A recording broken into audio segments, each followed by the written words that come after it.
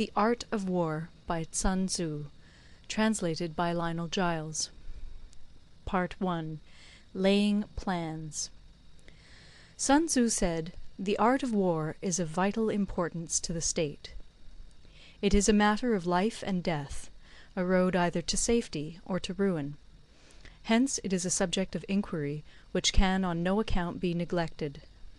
The art of war, then, is governed by 5 constant factors, to be taken into account in one's deliberations, when seeking to determine the conditions obtaining in the field. These are 1. The moral law, 2. Heaven, 3. Earth, 4. The commander, 5. Method and discipline. The moral law causes the people to be in complete accord with their ruler, so that they will follow him regardless of their lives, undismayed by any danger. Heaven signifies night and day, cold and heat, times and seasons. Earth comprises distances, great and small, danger and security, open ground and narrow passes, the chances of life and death. The commander stands for the virtues of wisdom, sincerity, benevolence, courage, and strictness. By method and discipline are to be understood the marshalling of the army in its proper subdivisions, the graduations of rank among the officers, the maintenance of roads by which supplies may reach the army, and the control of military expenditure. These 5 heads should be familiar to every general. He who knows them will be victorious. He who knows them not will fail. Therefore, in your deliberations, when seeking to determine the military conditions, let them be made the basis of a comparison in this wise. 1. Which of the 2 sovereigns is imbued with the moral law? 2. Which of the 2 generals has most ability? 3. With whom lie the advantages derived from heaven and earth? 4. On which side is discipline most rigorously enforced? 5. Which army is stronger? 6. On which side are officers and men more highly trained? 7. In which army is there the greater constancy both in reward and punishment? By means of these 7 considerations I can forecast victory or defeat. The general that hearkens to my counsel and acts upon it will conquer. Let such a one be retained in command. The general that hearkens not to my counsel nor acts upon it will suffer defeat. Let such a one be dismissed. While heeding the profit of my counsel, avail yourself also of any helpful circumstances over and beyond the ordinary rules. According as circumstances are favourable, one should modify one's plans. All warfare is based on deception. Hence, when able to attack, we must seem unable. When using our forces, we must seem inactive. When we are near, we must make the enemy believe we are far away. When far away, we must make him believe we are near. Hold out baits to entice the enemy, feign disorder, and crush him. If he is secure at all points, be prepared for him. If he is in superior strength, evade him. If your opponent is of choleric temper, seek to irritate him. Pretend to be weak, that he may grow arrogant. If he is taking his ease, give him no rest. If his forces are united, separate them. Attack him where he is unprepared. Appear where you are not expected. These military devices, leading to victory, must not be divulged beforehand. Now the general who wins a battle makes many calculations in his temple ere the battle is fought. The general who loses a battle makes but few calculations beforehand. Thus do many calculations lead to victory, and few calculations to defeat. How much more no calculation at all? It is by attention to this point that I can foresee who is likely to win or lose. End of Part 1. Part 2. Waging War. Sun Tzu said, "In the operations of war, where there are in the field 1,000 swift chariots, as many heavy chariots, and 100,000 mail-clad soldiers, with provisions enough to carry them 1,000 li, the expenditure at home and at the front, including entertainment of guests, small items such as glue and paint, and sums spent on chariots and armour, will reach the total of 1,000 ounces of silver per day. Such is the cost of raising an army of 100,000 men. When you engage in actual fighting, if victory is long in coming, then men's weapons will grow dull and their ardour will be damped. If you lay siege to a town, you will exhaust your strength. Again, if the campaign is protracted, the resources of the state will not be equal to the strain. Now, when your weapons are dulled, your ardour damped, your strength exhausted, and your treasure spent, other chieftains will spring up to take advantage of your extremity. Then no man, however wise, will be able to avert the consequences that must ensue. Thus, though we have heard of stupid haste in war, cleverness has never been seen associated with long delays. There is no instance of a country having benefited from prolonged warfare. It is only one who is thoroughly acquainted with the evils of war that can thoroughly understand the profitable way of carrying it on. The skilful soldier does not raise a second levy. Neither are his supply wagons loaded more than twice. Bring war material with you from home, but forage on the enemy. Thus the army will have food enough for its needs. Poverty of the state exchequer causes an army to be maintained by contributions from a distance. Contributing to maintain an army at a distance causes the people to be impoverished. On the other hand, the proximity of an army causes prices to go up, and high prices cause the people's substance to be drained away. When their substance is drained away, the peasantry will be afflicted by heavy exactions. With this loss of substance and exhaustion of strength, the homes of the people will be stripped bare, and 3/10 of their income will be dissipated, while government expenses for broken chariots, worn-out horses, breastplates and helmets, bows and arrows, spears and shields, protective mantles, draught oxen, and heavy wagons will amount to 4/10 of its total revenue. Hence a wise general makes a point of foraging on the enemy. 1 cartload of the enemy's provisions is equivalent to 20 of one's own, and likewise a single picul of his provender is equivalent to 20 from one's own store. Now in order to kill the enemy, our men must be roused to anger. That there may be advantage from defeating the enemy, they must have their rewards. Therefore in chariot fighting, when 10 or more chariots have been taken, those should be rewarded who took the first. Our own flags should be substituted for those of the enemy, and their chariots mingled and used in conjunction with ours. The captured soldiers should be kindly treated and kept. This is called using the conquered foe to augment one's own strength. In war, then, let your great object be victory, not lengthy campaigns. Thus it may be known that the leader of armies is the arbiter of the people's fate, the man on whom it depends whether the nation shall be in peace or in peril. End of Part 2. The Art of War by Sun Tzu, translated by Lionel Giles. Part 3. Attack by Stratagem. Sun Tzu said, "In the practical art of war, the best thing of all is to take the enemy's country whole and intact. To shatter and destroy it is not so good. So too it is better to recapture an army entire than to destroy it, to capture a regiment, a detachment, or a company entire than to destroy them. Hence to fight and conquer in all your battles is not supreme excellence. Supreme excellence consists in breaking the enemy's resistance without fighting. Thus the highest form of generalship is to balk the enemy's plans. The next best is to prevent the junction of the enemy's forces. The next in order is to attack the enemy's army in the field. And the worst policy of all is to besiege walled cities. The rule is, not to besiege walled cities if it can possibly be avoided. The preparation of mantlets, movable shelters, and various implements of war will take up 3 whole months, and the piling up of mounds against the walls will take 3 months more. The general, unable to control his irritation, will launch his men to the assault like swarming ants, with the result that 1/3 of his men are slain, while the town still remains untaken. Such are the disastrous effects of a siege. Therefore the skilful leader subdues the enemy's troops without any fighting. He captures their cities without laying siege to them. He overthrows their kingdom without lengthy operations in the field.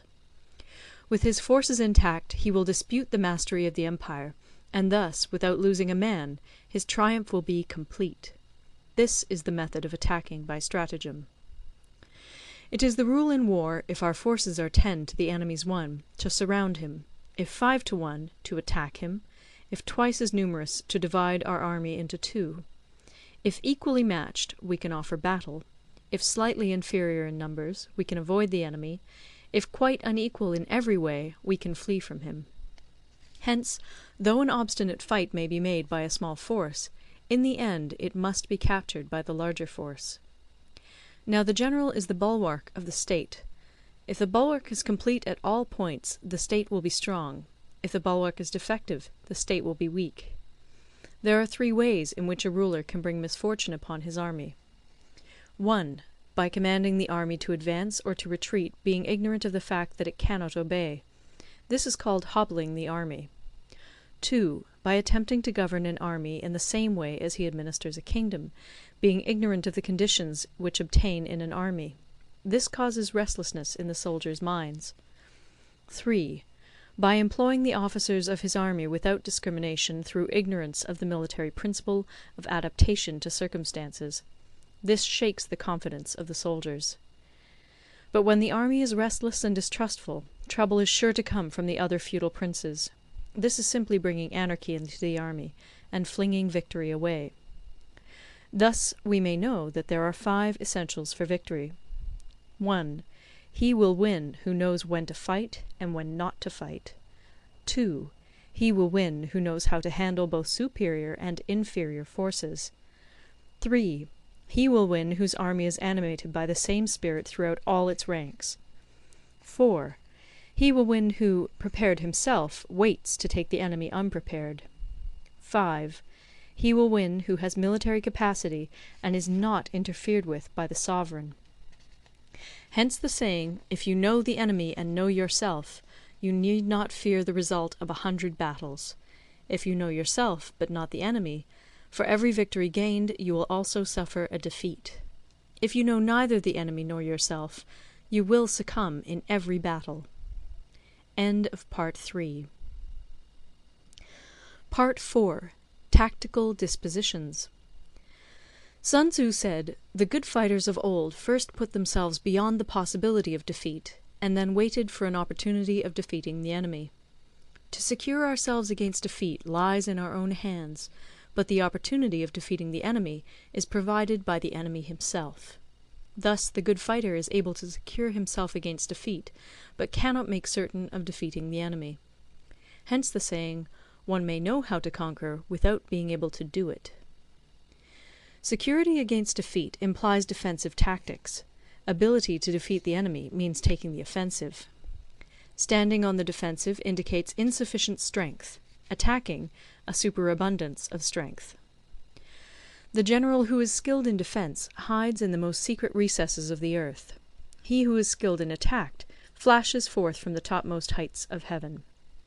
Thus, on the one hand, we have ability to protect ourselves, on the other, a victory that is complete. To see victory only when it is within the ken of the common herd is not the acme of excellence. Neither is it the acme of excellence if you fight and conquer, and the whole empire says, "Well done!" To lift an autumn hair is no sign of great strength. To see the sun and moon is no sign of sharp sight. To hear the noise of thunder is no sign of a quick ear. What the ancients called a clever fighter is one who not only wins, but excels in winning with ease. Hence his victories bring him neither reputation for wisdom nor credit for courage. He wins his battles by making no mistakes. Making no mistakes is what establishes the certainty of victory, for it means conquering an enemy that is already defeated. Hence the skilful fighter puts himself into a position which makes defeat impossible, and does not miss the moment for defeating the enemy. Thus it is that in war the victorious strategist only seeks battle after the victory has been won, whereas he who is destined to defeat first fights and afterwards looks for victory. The consummate leader cultivates the moral law and strictly adheres to method and discipline. Thus it is in his power to control success. In respect of military method we have, firstly, measurement; secondly, estimation of quantity; thirdly, calculation; fourthly, balancing of chances; fifthly, victory. Measurement owes its existence to earth; estimation of quantity to measurement; calculation to estimation of quantity; balancing of chances to calculation, and victory to balancing of chances. A victorious army opposed to a routed one is as a pound's weight placed in the scale against a single grain. The onrush of a conquering force is like the bursting of pent-up waters into a chasm 1,000 fathoms deep. End of Part 4. Part 5. Energy. Sun Tzu said, "The control of a large force is the same principle as the control of a few men. It is merely a question of dividing up their numbers." Fighting with a large army under your command is nowise different from fighting with a small one. It is merely a question of instituting signs and signals. To ensure that your whole host may withstand the brunt of the enemy's attack and remain unshaken, this is effected by manoeuvres direct and indirect. That the impact of your army may be like a grindstone dashed against an egg, this is effected by the science of weak points and strong. In all fighting, the direct method may be used for joining battle, but indirect methods will be needed in order to secure victory. Indirect tactics, efficiently applied, are inexhaustible as heaven and earth, unending as the flow of rivers and streams. Like the sun and moon, they end but to begin anew. Like the 4 seasons, they pass away to return once more. There are not more than 5 musical notes, yet the combinations of these 5 give rise to more melodies than can ever be heard. There are not more than 5 primary colours, blue, yellow, red, white, and black, yet in combination they produce more hues than can ever be seen. There are not more than 5 cardinal tastes, sour, acrid, salt, sweet, bitter, yet combinations of them yield more flavours than can ever be tasted. In battle there are not more than 2 methods of attack, the direct and the indirect, yet these 2 in combination give rise to an endless series of manoeuvres. The direct and the indirect lead on to each other in turn. It is like moving in a circle, you never come to an end. Who can exhaust the possibilities of their combination? The onset of troops is like the rush of a torrent which will even roll stones along in its course. The quality of decision is like the well-timed swoop of a falcon, which enables it to strike and destroy its victim. Therefore, the good fighter will be terrible in his onset, and prompt in his decision. Energy may be likened to the bending of a crossbow, decision to the releasing of a trigger. Amid the turmoil and tumult of battle, there may be seeming disorder, and yet no real disorder at all.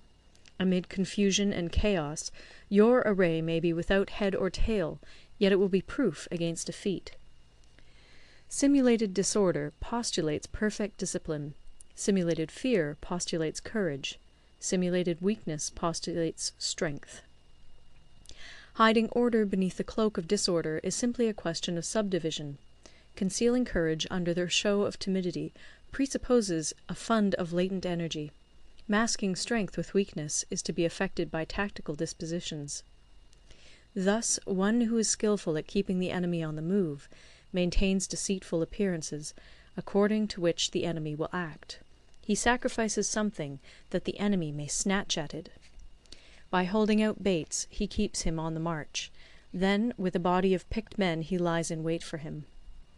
The clever combatant looks to the effect of combined energy, and does not require too much from individuals. Hence his ability to pick out the right men and utilize combined energy. When he utilizes combined energy, his fighting men become as it were like unto rolling logs or stones, for it is the nature of a log or stone to remain motionless on level ground, and to move when on a slope.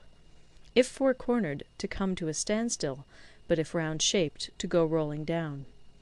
Thus the energy developed by good fighting men is as the momentum of a round stone rolled down a mountain thousands of feet in height. So much on the subject of energy. End of Part 5. Part 6. Weak Points and Strong. Sun Tzu said, "Whoever is first in the field and awaits the coming of the enemy will be fresh for the fight. Whoever is second in the field and has to hasten to battle will arrive exhausted." Therefore the clever combatant imposes his will on the enemy, but does not allow the enemy's will to be imposed on him. By holding out advantages to him, he can cause the enemy to approach of his own accord, or, by inflicting damage, he he can make it impossible for the enemy to draw near. If the enemy is taking his ease, he can harass him. If well supplied with food, he can starve him out. If quietly encamped, he can force him to move. Appear at points which the enemy must hasten to defend. March swiftly to places where you are not expected. An army may march great distances without distress, if it marches through country where the enemy is not. You can be sure of succeeding in your attacks if you only attack places which are undefended. You can ensure the safety of your defense if you only hold positions that cannot be attacked. Hence that general is skilful in attack whose opponent does not know what to defend, and he is skilful in defense whose opponent does not know what to attack. O divine art of subtlety and secrecy! Through you we learn to be invisible, through you inaudible, and hence we can hold the enemy's fate in our hands. You may advance and be absolutely irresistible if you make for the enemy's weak points. You may retire and be safe from pursuit if your movements are more rapid than those of the enemy. If we wish to fight, the enemy can be forced to an engagement even though he be sheltered behind a high rampart and a deep ditch. All we need do is attack some other place that he will be obliged to relieve. If we do not wish to fight, we can prevent the enemy from engaging us even though the lines of our encampment be merely traced out on the ground. All we need do is throw something odd and unaccountable in his way. By discovering the enemy's dispositions and remaining invisible ourselves, we can keep our forces concentrated while the enemy's must be divided. We can form a single united body while the enemy must split up into fractions. Hence there will be a whole pitted against separate parts of a whole, which means that we shall be many to the enemy's few.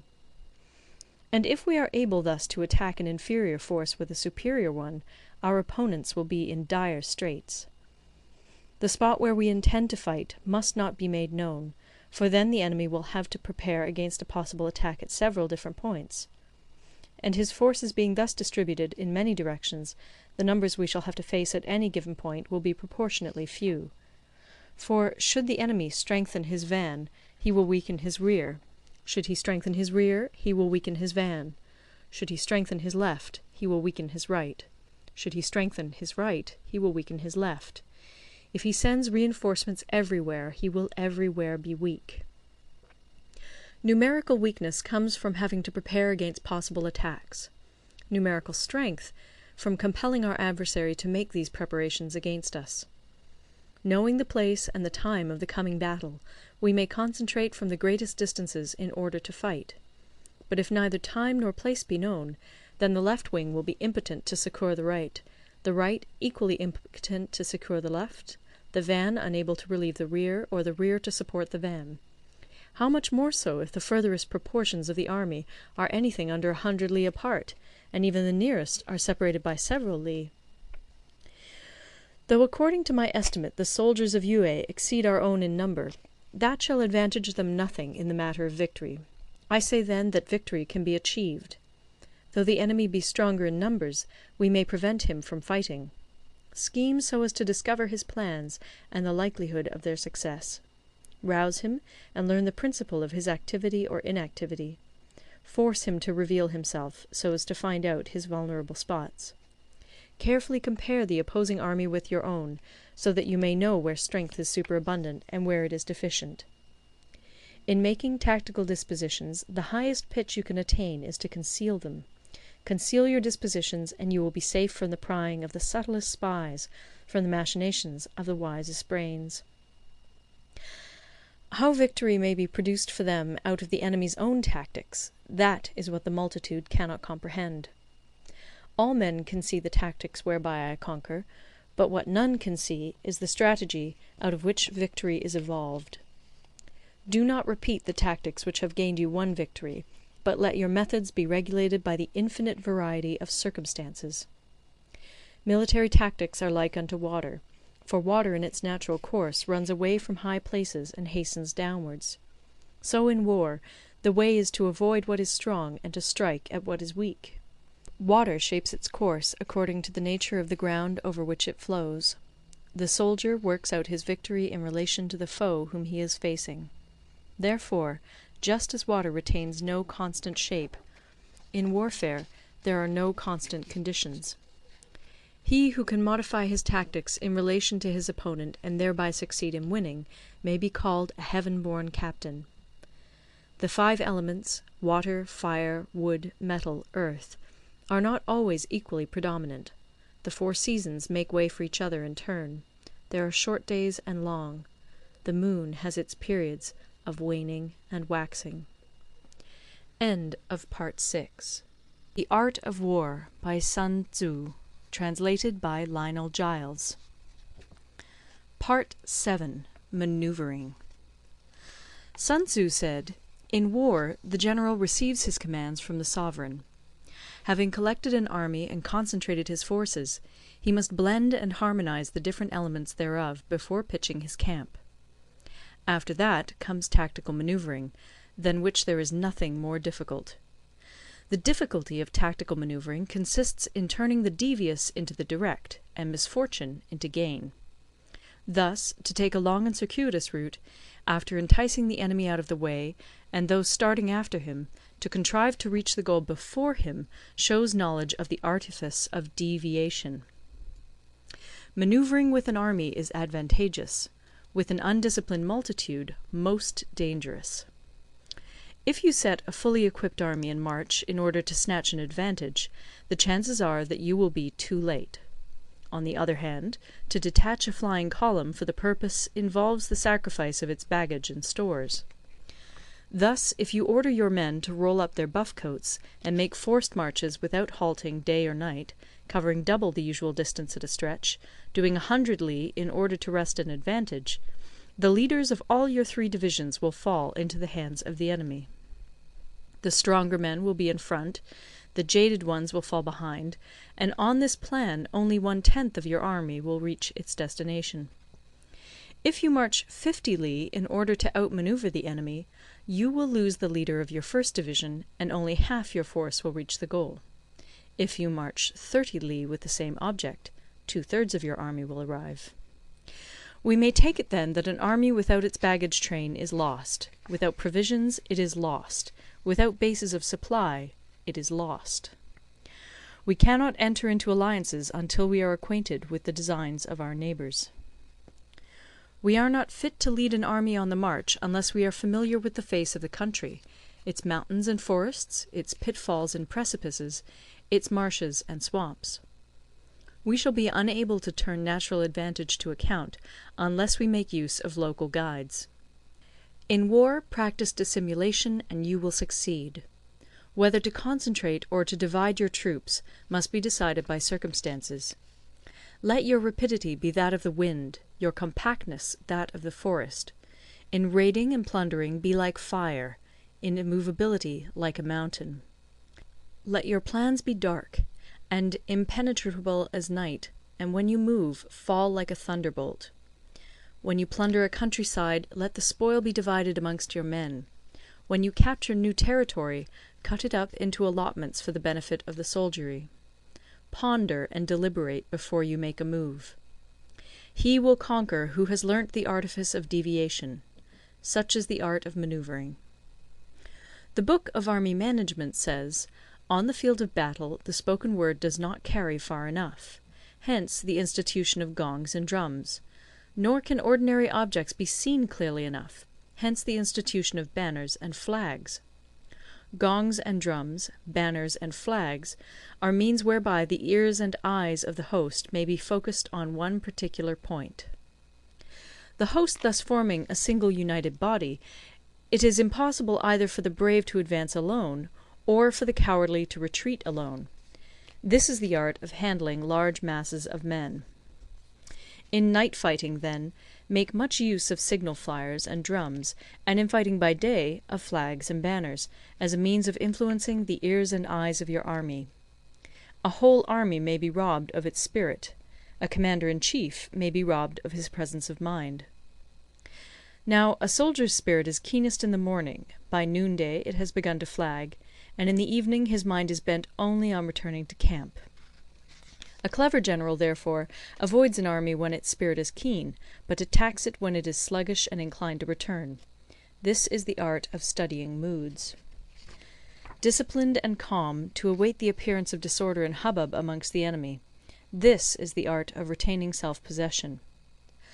To be near the goal while the enemy is still far from it, to wait at ease while the enemy is toiling and struggling, to be well fed while the enemy is famished, this is the art of husbanding one's strength.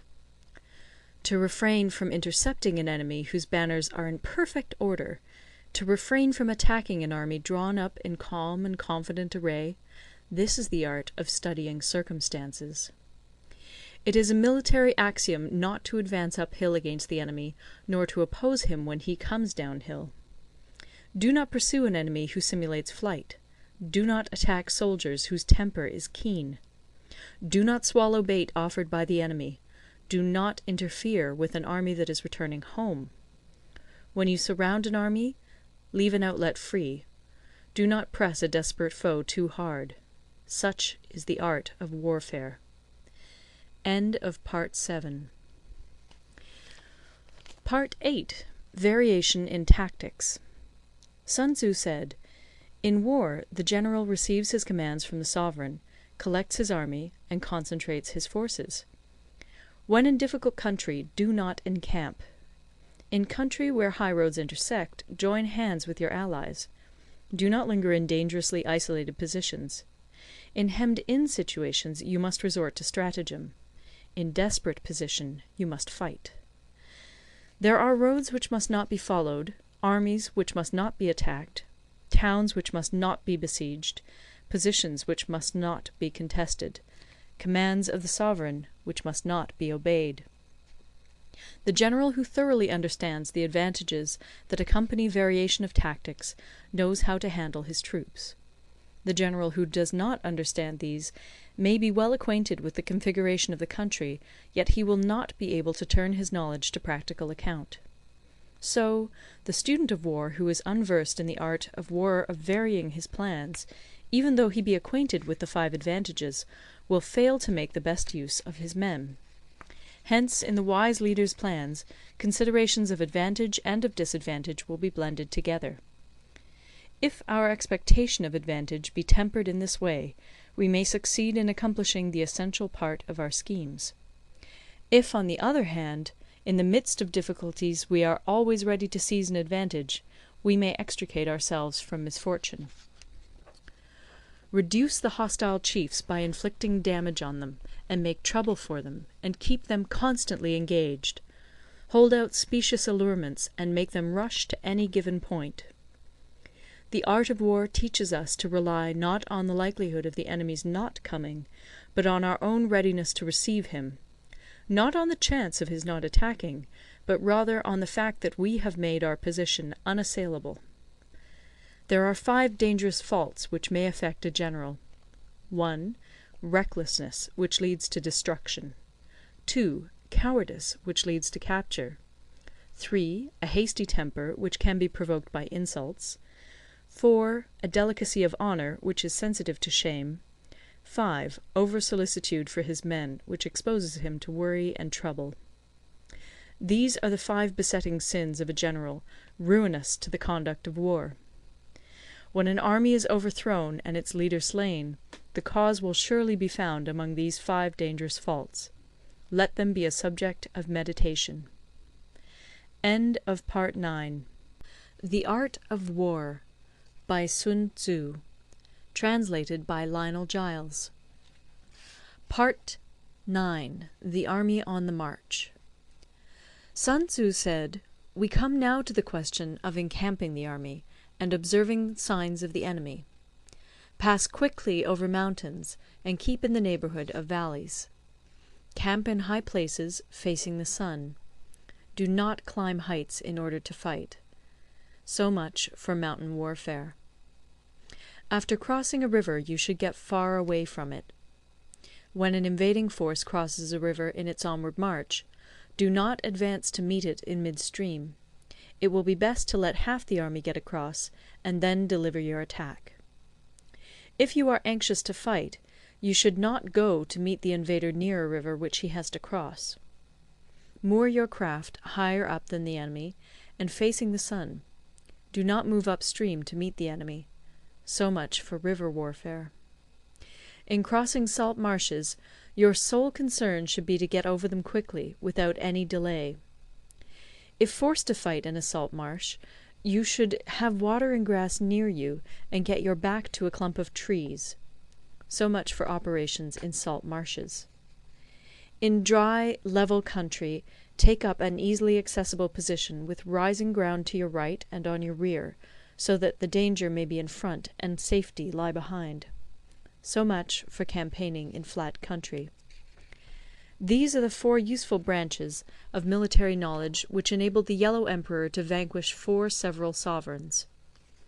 All armies prefer high ground to low, and sunny places to dark. If you are careful of your men and camp on hard ground, the army will be free from disease of every kind, and this will spell victory. When you come to a hill or a bank, occupy the sunny side, with the slope on your right rear. Thus you will at once act for the benefit of your soldiers, and utilize the natural advantages of the ground. When, in consequence of heavy rains up country, a river which you wish to ford is swollen and flecked with foam, you must wait until it subsides. Country in which there are precipitous cliffs with torrents running between, deep natural hollows, confined places, tangled thickets, quagmires, and crevasses, should be left with all possible speed, and not approached. While we keep away from such places, we should get the enemy to approach them. While we face them, we should let the enemy have them on his rear. If in the neighbourhood of your camp there should be any hilly country, ponds surrounded by aquatic grass, hollow basins filled with reeds, or woods with thick undergrowth, they must be carefully routed out and searched, for these are places where men in ambush or insidious spies are likely to be lurking. When the enemy is close at hand and remains quiet, he is relying on the natural strength of his position.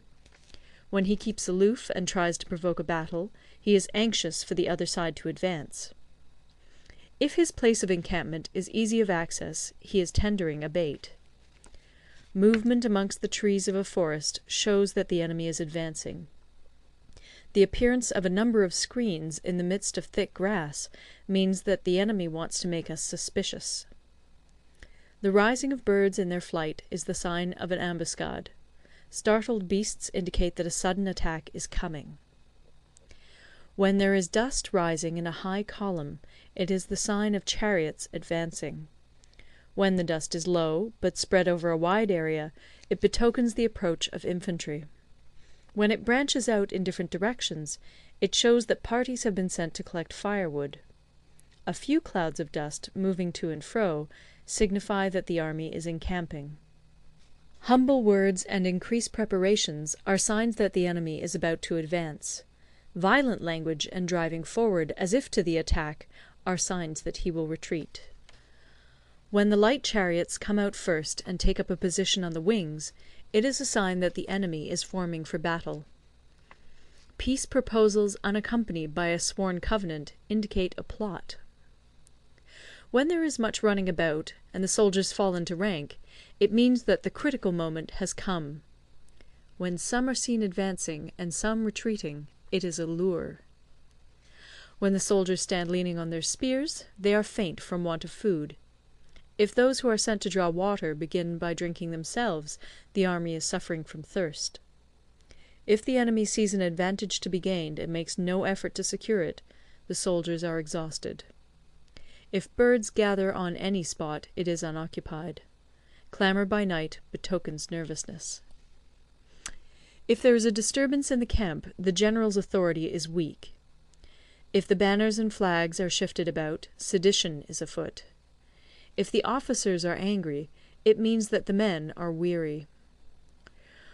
When an army feeds its horses with grain and kills its cattle for food, and when the men do not hang their cooking pots over the campfires, showing that they will not return to their tents, you may know that they are determined to fight to the death. The sight of men whispering together in small knots, or speaking in subdued tones, points to disaffection amongst the rank and file. Too frequent rewards signify that the enemy is at the end of his resources. Too many punishments betray a condition of dire distress. To begin by bluster, but afterwards to take fright at the enemy's numbers, shows a supreme lack of intelligence. When envoys are sent with compliments in their mouths, it is a sign that the enemy wishes for a truce. If the enemy's troops march up angrily and remain facing ours for a long time without either joining battle or taking themselves off again, the situation is one that demands great vigilance and circumspection. If our troops are no more in number than the enemy, that is amply sufficient. It only means that no direct attack can be made. What we can do is simply to concentrate all our available strength, keep a close watch on the enemy, and obtain reinforcements. He who exercises no forethought, but makes light of his opponents, is sure to be captured by them. If soldiers are punished before they have grown attached to you, they will not prove submissive. And, unless submissive, they will be practically useless. If, when the soldiers have become attached to you, punishments are not enforced, they will still be useless. Therefore, soldiers must be treated in the first instance with humanity, but kept under control by means of iron discipline. This is a certain road to victory. If in training soldiers commands are habitually enforced, the army will be well disciplined. If not, its discipline will be bad. If a general shows confidence in his men, but always insists on his orders being obeyed, the gain will be mutual. End of Part 9. Part 10. Terrain. Sun Tzu said, we may distinguish 6 kinds of terrain, to wit, 1. Accessible ground, 2. Entangling ground, 3. Temporizing ground, 4. Narrow passes, 5. Precipitous heights, 6. Positions at a great distance from the enemy. Ground which can be freely traversed by both sides is called accessible. With regard to ground of this nature, be before the enemy in occupying the raised and sunny spots, and carefully guard your line of supplies. Then you will be able to fight with advantage. Ground which can be abandoned but is hard to reoccupy is called entangling. From a position of this sort, if the enemy is unprepared, you may sally forth and defeat him. But if the enemy is prepared for your coming, and you fail to defeat him, then, return being impossible, disaster will ensue. When the position is such that neither side will gain by making the first move, it is called temporizing ground. In a position of this sort, even though the enemy should offer us an attractive bait, it will be advisable not to stir forth, but rather to retreat, thus enticing the enemy in his turn. Then, when part of his army has come out, we may deliver our attack with advantage. With regard to narrow passes, if you can occupy them first, let them be strongly garrisoned and await the advent of the enemy. Should the army forestall you in occupying a pass, do not go after him if the pass is fully garrisoned, but only if it is weakly garrisoned. With regard to precipitous heights, if you are beforehand with your adversary, you should occupy the raised and sunny spots, and there wait for him to come up. If the enemy has occupied them before you, do not follow him, but retreat, and try to entice him away. If you are situated at a great distance from the enemy, and the strength of the two armies is equal, it is not easy to provoke a battle, and fighting will be to your disadvantage. These 6 are the principles connected with earth. The general who's attained a responsible post must be careful to study them. Now, an army is exposed to 6 several calamities, not arising from natural causes, but from faults for which the general is responsible. These are 1. Flight, 2. Insubordination, 3. Collapse, 4. Ruin, 5. Disorganization, 6. Rout. Other conditions being equal, if one force is hurled against another 10 times its size, the result will be the flight of the former. When the common soldiers are too strong and their officers too weak, the result is insubordination. When the officers are too strong and the common soldiers too weak, the result is collapse. When the higher officers are angry and insubordinate, and on meeting the enemy give battle on their own account from a feeling of resentment, before the commander-in-chief can tell whether or not he is in a position to fight, the result is ruin. When the general is weak and without authority, when his orders are not clear and distinct, when there are no fixed duties assigned to officers and men, and the ranks are formed in a slovenly, haphazard manner, the result is utter disorganization. When a general, unable to estimate the enemy's strength, allows an inferior force to engage a larger one, or hurls a weak detachment against a powerful one, and neglects to place picked soldiers in the front rank, the result must be rout. These are 6 ways of courting defeat, which must be carefully noted by the general who has attained a responsible post. The natural formation of the country is the soldier's best ally, but a power of estimating the adversary, of controlling the forces of victory, and of shrewdly calculating difficulties, dangers, and distances, constitutes the test of a great general. He who knows these things, and in fighting puts his knowledge into practice, will win his battles. He who knows them not, nor practices them, will surely be defeated. If fighting is sure to result in victory, then you must fight, even though the ruler forbid it. If fighting will not result in victory, then you must not fight even at the ruler's bidding. The general who advances without coveting fame, and retreats without fearing disgrace, whose only thought is to protect his country and do good service for his sovereign, is the jewel of the kingdom. Regard your soldiers as your children, and they will follow you into the deepest valleys. Look upon them as your own beloved sons, and they will stand by you even unto death. If, however, you are indulgent, but unable to make your authority felt, kind-hearted, but unable to enforce your commands, and incapable, moreover, of quelling disorder, then your soldiers must be likened to spoilt children. They are useless for any practical purpose. If we know that our own men are in a condition to attack, but are unaware that the enemy is not open to attack, we have gone only half-way towards victory. If we know that the enemy is open to attack, but are unaware that our own men are not in a condition to attack, we have gone only half-way towards victory. If we know that the enemy is open to attack, and also know that our men are in a condition to attack, but are unaware that the nature of the ground makes fighting impracticable, we have still only gone half-way towards victory. Hence the experienced soldier, once in motion, is never bewildered. Once he has broken camp, he is never at a loss. Hence the saying, "If you know the enemy and know yourself, your victory will not stand in doubt. If you know heaven and know earth, you may make your victory complete." End of Part 10 of War by Sun Tzu, translated by Lionel Giles. Part 11. The 9 Situations. Sun Tzu said, "The art of war recognizes 9 varieties of ground. 1. Dispersive ground. 2. Facile ground. 3. Contentious ground. 4. Open ground. 5. Ground of intersecting highways. 6. Serious ground. 7. Difficult ground. 8. Hemmed-in ground. 9. Desperate ground. When a chieftain is fighting in his own territory, it is dispersive ground. When he has penetrated into hostile territory, but to no great distance, it is facile ground. Ground the possession of which imports great advantage to either side is contentious ground. Ground on which each side has liberty of movement is open ground.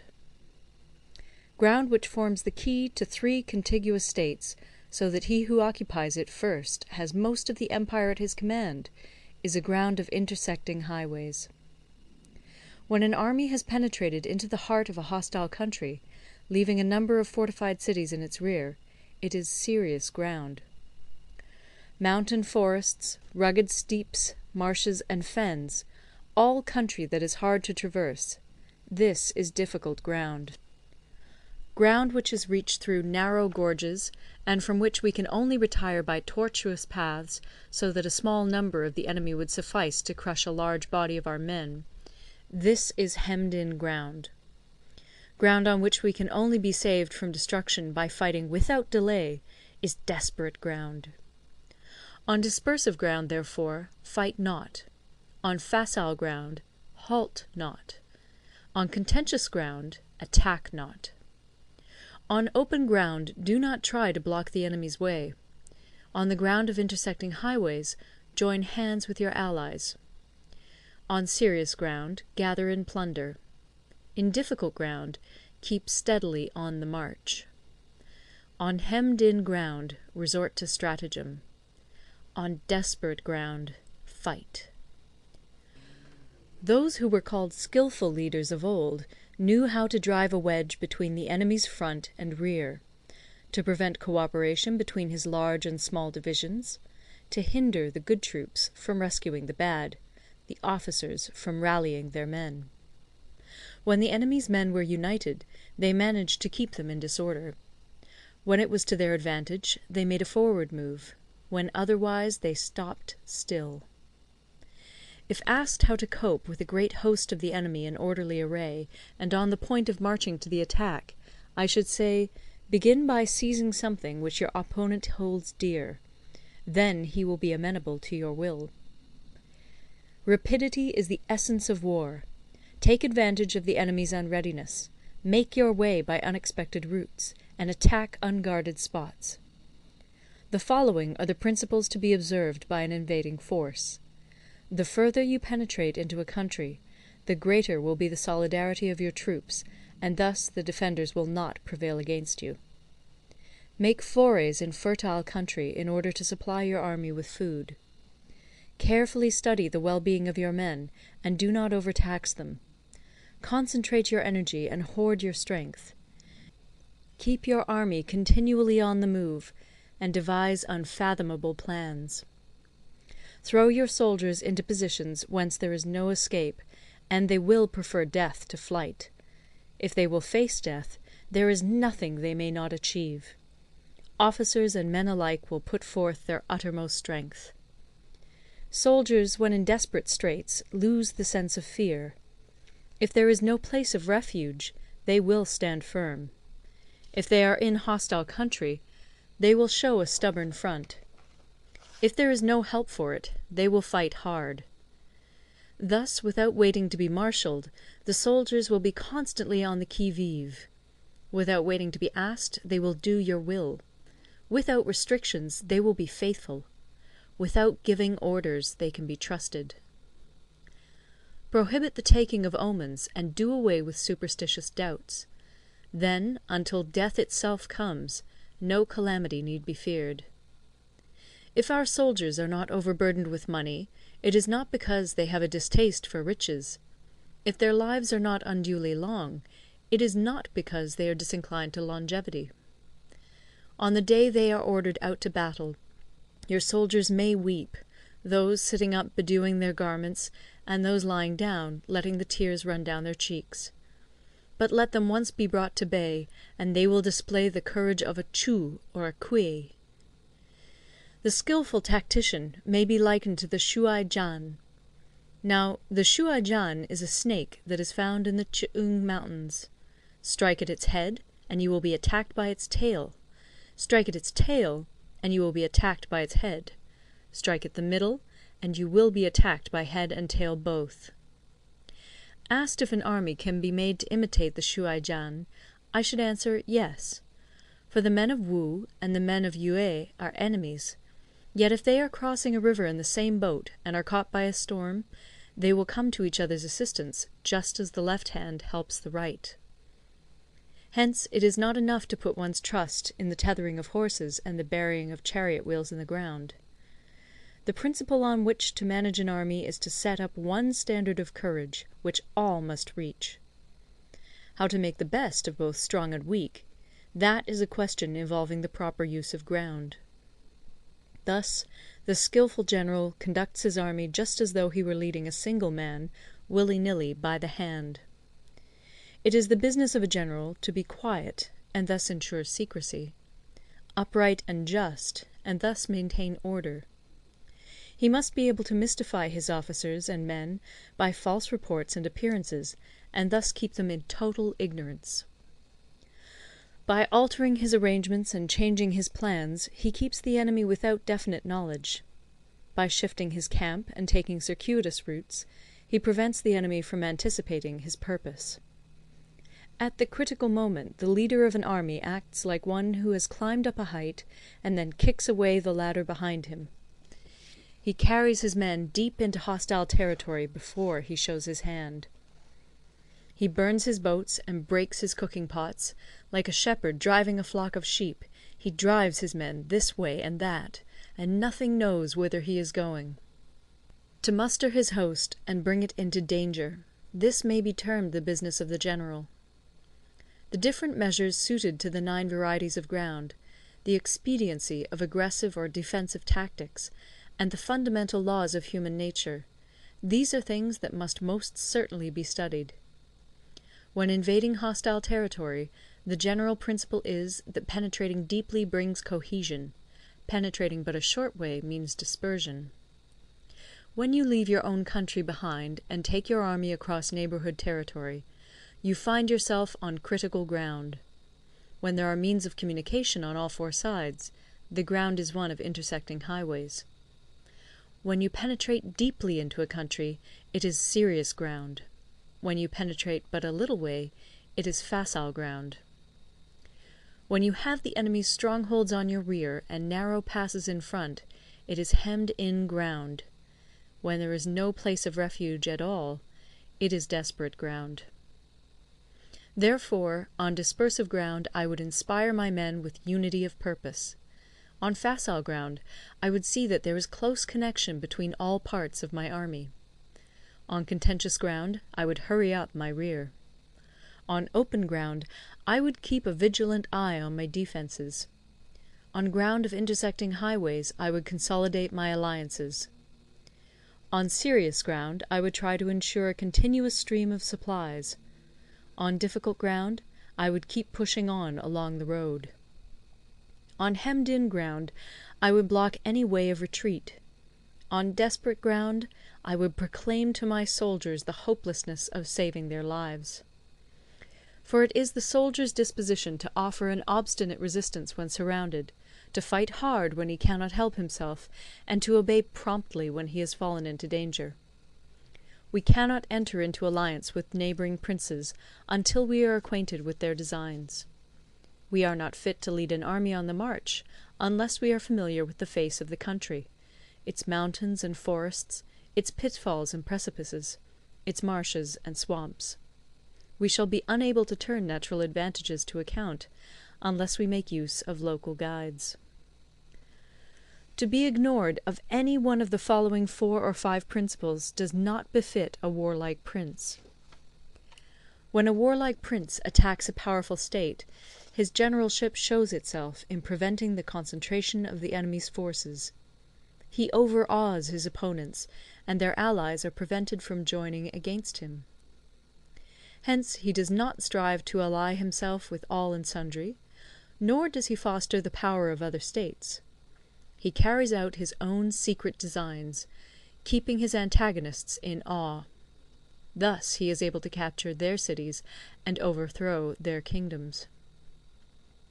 Bestow rewards without regard to rule, issue orders without regard to previous arrangements, and you will be able to handle a whole army as though you had to do with but a single man. Confront your soldiers with the deed itself. Never let them know your design. When the outlook is bright, bring it before their eyes, but tell them nothing when the situation is gloomy. Place your army in deadly peril, and it will survive. Plunge it into desperate straits, and it will come off in safety. For it is precisely when a force has fallen into harm's way that it is capable of striking a blow for victory. Success in warfare is gained by carefully accommodating ourselves to the enemy's purpose. By persistently hanging on the enemy's flank, we shall succeed in the long run in killing the commander-in-chief. This is called ability to accomplish a thing by sheer cunning. On the day that you take up your command, block the frontier passes, destroy the official tallies, and stop the passage of all emissaries. Be stern in the council chamber, so that you may control the situation. If the enemy leaves the door open, you must rush in. Forestall your opponent by seizing what he holds dear, and subtly contrive to time his arrival on the ground. Walk in the path defined by rule, and accommodate yourself to the enemy until you can fight a decisive battle. At first, then, exhibit the coyness of a maiden, until the enemy gives you an opening. Afterwards emulate the rapidity of a running hare, and it will be too late for the enemy to oppose you. End of Part 11. The Art of War by Sun Tzu, translated by Lionel Giles. Part 12. The Attack by Fire. Sun Tzu said, "There are 5 ways of attacking with fire. The first is to burn soldiers in their camp. The second is to burn stores. The third is to burn baggage trains. The fourth is to burn arsenals and magazines. The fifth is to hurl dropping fire amongst the enemy." In order to carry out an attack, we must have means available. The material for raising fire should always be kept in readiness.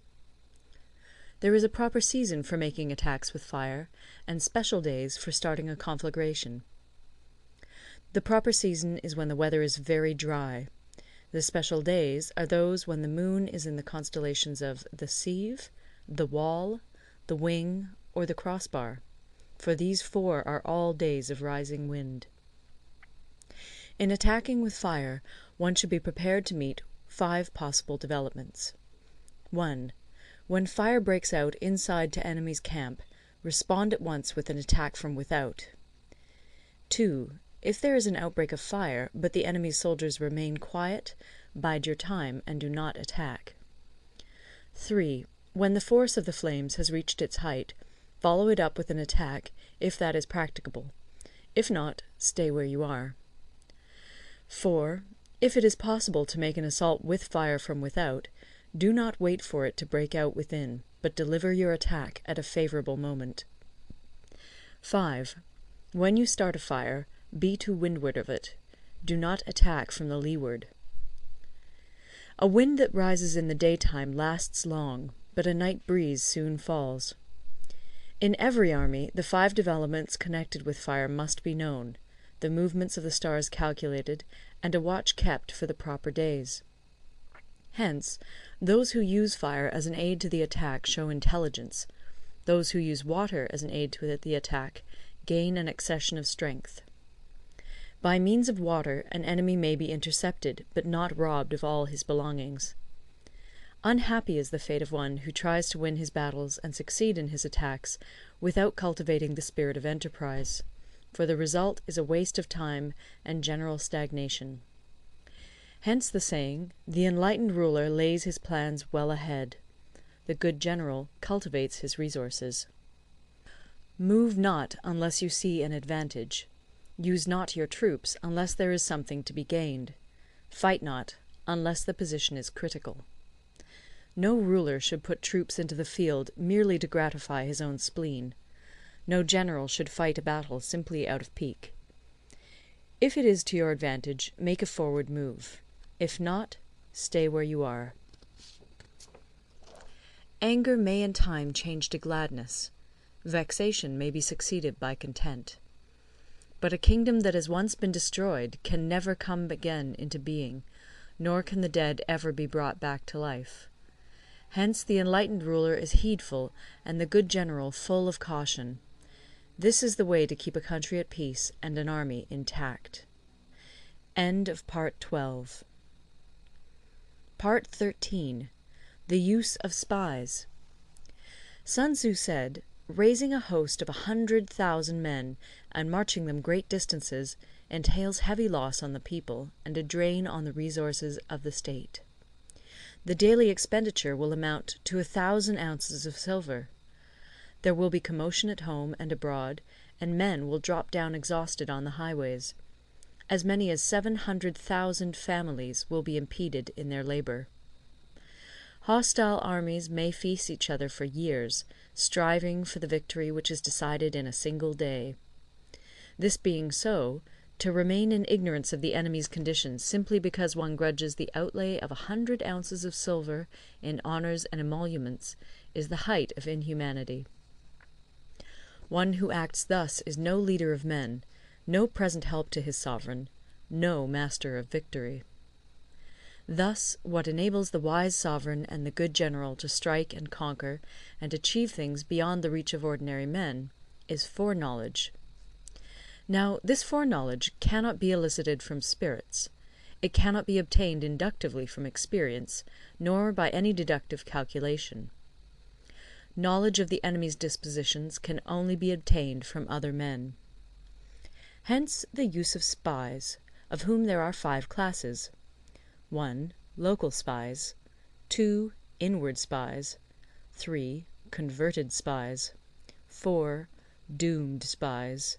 5. Surviving spies. When these 5 kinds of spy are all at work, none can discover the secret system. This is called divine manipulation of the threads. It is the sovereign's most precious faculty. Having local spies means employing the services of the inhabitants of a district. Having inward spies, making use of officials of the enemy.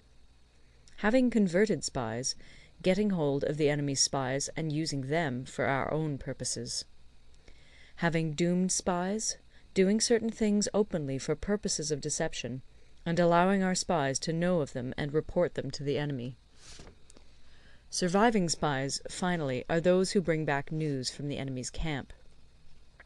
Hence it is that none in the whole army are more intimate relations to be maintained than with spies. None should be more liberally rewarded. In no other business should greater secrecy be preserved. Spies cannot be usefully employed without a certain intuitive sagacity. They cannot be properly managed without benevolence and straightforwardness. Without subtle ingenuity of mind, one cannot make certain of the truth of their reports. Be subtle, and use your spies for every kind of business. If a secret piece of news is divulged by a spy before the time is ripe, he must be put to death together with the man to whom the secret was told. Whether the object be to crush an army, to storm a city, or to assassinate an individual, it is always necessary to begin by finding out the names of the attendants, the aides de camp, and doorkeepers and sentries of the general in command. Our spies must be commissioned to ascertain these. The enemy's spies, who have come to spy on us, must be sought out, tempted with bribes, led away, and comfortably housed. Thus they will become converted spies and available for our service. It is through the information brought by the converted spy that we are able to acquire and employ local and inward spies. It is owing to this information again that we can cause the doomed spy to carry false tidings to the enemy. Lastly, it is by this information that the surviving spy can be used on appointed occasions. The end and aim of spying in all its 5 varieties is knowledge of the enemy, and this knowledge can only be derived in the first instance from the converted spy. Hence it is essential that the converted spy be treated with the utmost liberality. Of old, the rise of the Yin dynasty was due to Yi Qi, who had served under the Xia. Likewise, the rise of the Chu dynasty was due to Liu Ya, who had served under the Yin. Hence it is only the enlightened ruler and the wise general who will use the highest intelligence of the army for purposes of spying, and thereby they achieve great results. Spies are a most important element in water, because on them depends an army's ability to move. End of The Art of War.